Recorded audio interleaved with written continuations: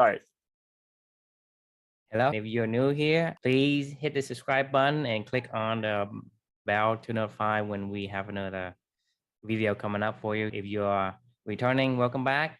Today we're on book 71, and as you can see, Chris already shared the book, so I might as well have him start introducing the book. Yeah, so this book is actually, I don't know if you remember this, when we were having an L10 meeting once, Blake had mentioned he was reading this book called On Becoming Babywise before Cooper was born. I remember. So he sparked my curiosity. So that was how this book came into my orbit. The book is called On Becoming Babywise. It's about giving your infant the gift of nighttime sleep by Dr. Robert Bucknam and co-author Gary Ezzo. So basically, this book is about putting babies on a feeding time, wake time, and nighttime sleep schedule as newborn infants that are coming home from the hospital, and trying to standardize this a little bit around this program that they call parent-directed feedings. PDF is what this thing calls it. A book if you want to learn more about it. But the reason why I even picked up this book is, as I have two children, and unfortunately for us with Amelia, when she was born, we never actually, let me go take it back a little bit in time. So the reflection title is Learning and Understanding Are Not the Same Thing at All, right? And here's what I mean by that. Most of my life, especially my professional career as a sales professional or in sports or whatever, I'm just not somebody that does a lot of prep. Besides practice and things like that, but I don't those people that maniacally prep for a presentation or a test or whatever it may be, where they just study until they absolutely cannot forget something, and they're just like those people that are just insanely prepared for all that stuff. That kind of person. Think about that person in your mind. That is not me. My coaches and sales trainers and bosses and teachers in school have always called me a wing it wonder is what they call it. I get there and something just snaps in my head. I just go. I learn by doing. I will always get better. I will rapidly improve, but I got to do it. I got to be hands-on doing something, feeling the moment, working my way through it. Yeah, I might do a little bit of training or prep beforehand or whatever, but really I don't know why my brain locks in when I'm in the moment and start to learn, right? Well, when we first found out we were pregnant with Amelia, Felicia asked me to read a bunch of books. Felicia's a preparer. Felicia's one of those people that never, if she has a presentation, she will prepare forever and ever and ever. She never gets things wrong. She's a perfectionist. I like to be good at stuff. I like to be great at stuff. I'm just not a perfectionist, but my wife definitely is. So she was preparing for our child because that's going to be an important task for her. She started reading everything that she could read, and she encouraged me to do so. And I was like, yeah, I'll figure it out. It'll be fine. Once Amelia's here, I'll figure it out. I'm sure, people have been doing this stuff since humans have been alive. I was like, I'm sure that we will figure this thing out. Just like everything, trips or whatever, all this, I'd rather just land in Amsterdam and figure out where we're going and, what we're going to do. I just go ask local people, figure out what's going on, find a hotel. That's my preferred methodology of going somewhere. Right. So I didn't do it. Long story short, I didn't, Felicia asked me to do stuff. I just didn't do it. I was like, I'm not going to.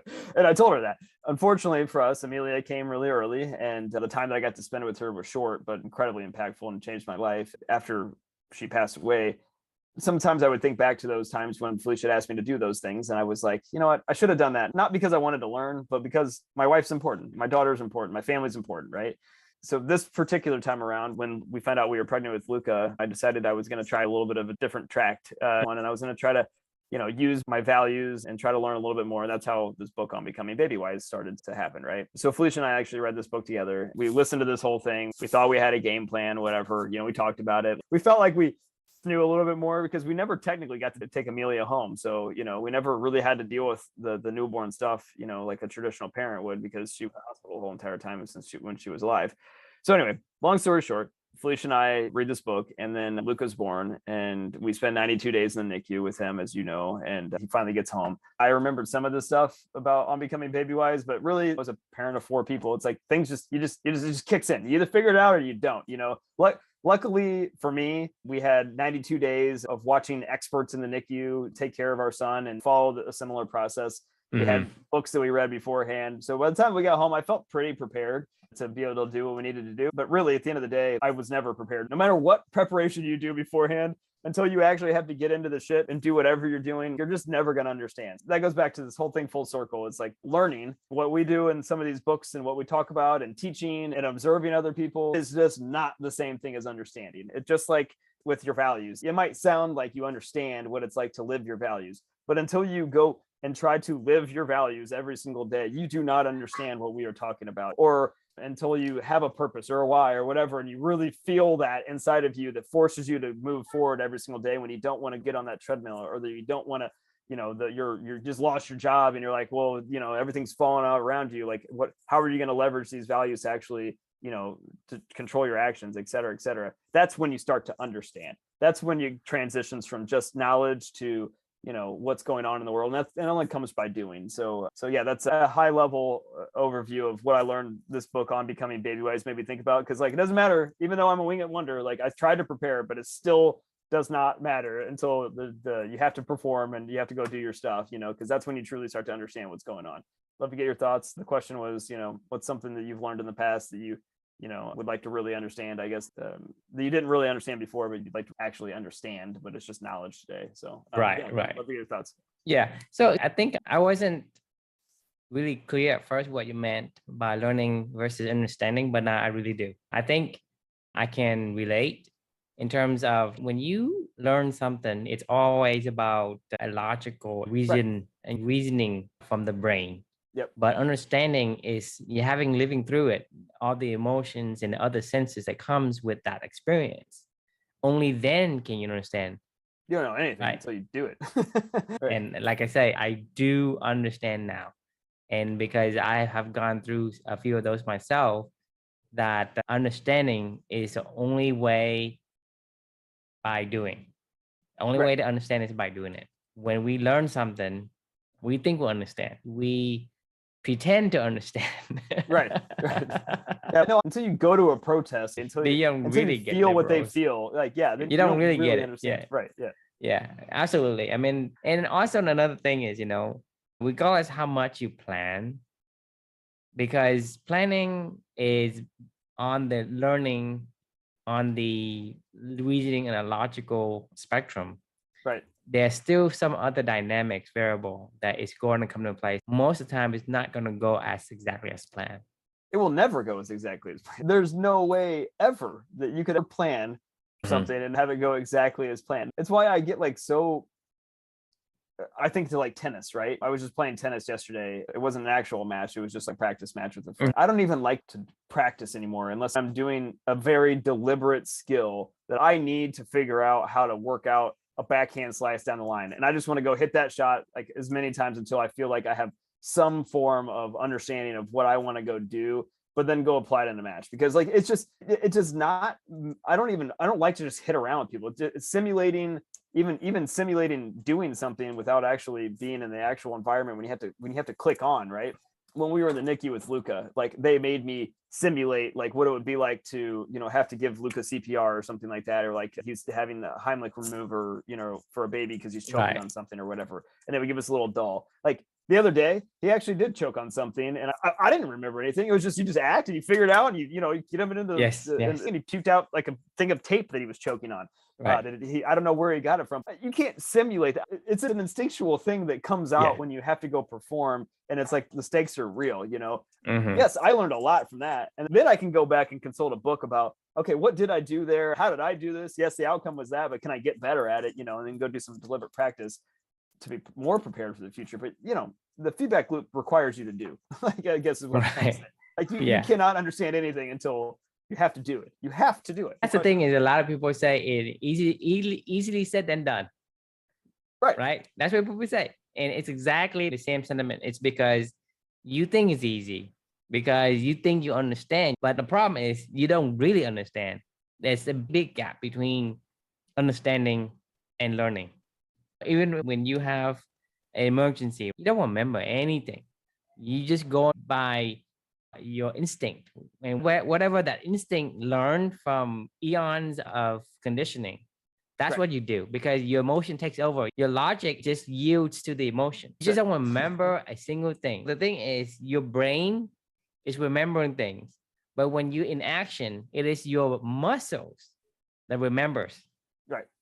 It's muscle memory. Score, right? So whatever you do, you put them face down and you smack the back of it and trying to get things out. That's instinctual. Your muscle memory is passed on from DNA to DNA.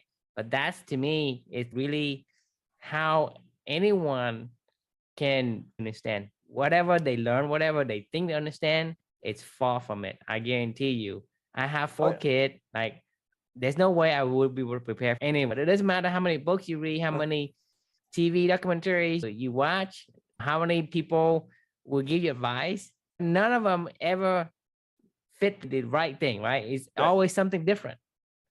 100%. Right? If somebody would say, well, maybe it's this, or maybe it's that, So when my first kid, she has like gas issues, right?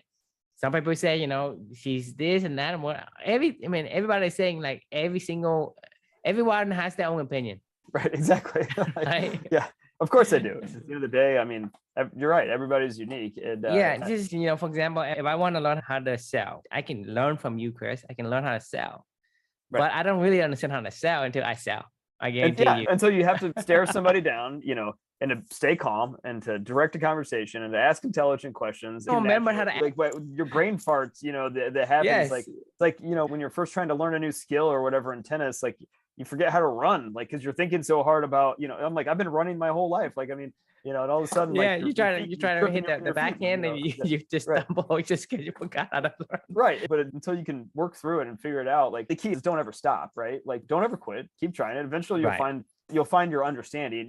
Actually, it's a good thing to kind of bring this thing full circle with what we're trying to do with Clubany, right? Like in theory, what we're trying to do, it sounds great. It's what would life look like if you could have a job and not have any duties or have any responsibility and not have any specific task or something like that you needed to perform, and you could just live your values, right? Like you're like, what that sounds great in theory, and you're going to support me by financially providing me with security, to provide security for me, and also give me a community, other people, to make sure that I still have meaningful relationships I can connect on and to build and try new things. Yes, it sounds like a utopia land, right? Well, how does that work in practice? Well, you and I, and to a certain extent, a lot of other people that we've brought into this Clubany universe have been trial and erroring this stuff for 2 years. It's not just a theory of what we're trying to do, but if we were to take it back 2 years ago, I don't know where we would even be if we were just like, let's just figure this thing out. I mean, this has taken us a long time to try to figure out, like, what does it really mean to live a life of values? What does it really mean to have freedom to do whatever you want to do every day, but still also be able to find fulfillment and purpose? I mean, like, these are really hard and abstract topics to understand. And we have to somehow create an environment around that, live that way, and be that example for other people. And then at the same time, be able to coach and teach and bring people along in an intelligent way where they can go on their own journey to understand what we're trying to do here. So there's a lot that goes into all this stuff. And there's no way we would have ever got to where we've gotten if we haven't been doing what we're doing, like this conversation right now, every single day, the books that we're reading every single day, the writing, the reflections, the reinforcing, the trying new stuff, the meetup groups, the core values quest, the 5 different iterations of our website and how we want to, go to market with this. How would we have ever known? Understanding these things is what's come out of the past 2 years. Is we understand. It's no longer just a theory. We're trying it, and somebody has a better idea. Great. You might have a book you want to read. Great. But until you figure it out, until you do it, you don't know anything. Right. And to me, it seems like learning has a limit because you can only go so far with learning. Right. You can't get to the next level unless you understand, and to understand, the only way is by try and doing, right? To understand, then you can learn the next level and the next level. You never will get past the first level of learning, right? Because let's say you don't do anything. You say, well, in theory, this is the way it works. Well, it stops right there until you can understand, which by doing, then you can go to the next level and learn more, and then understand, and then go to the next level. Because you will never pass the first level of this, the superficial layer of the first thing is, this is some info, this concept, right? Right. But until you understand, you would not be able to learn the next level and the next level and the next level and how many ever hundreds of levels that a topic can contain. And so, like you say, without trying, with what we do with Clubany, we wouldn't understand. We wouldn't be able to learn much beyond just the concept of relationships. That's what I want. That's what we all want. Well, I think it makes, but it doesn't really make sense. Right. Yeah.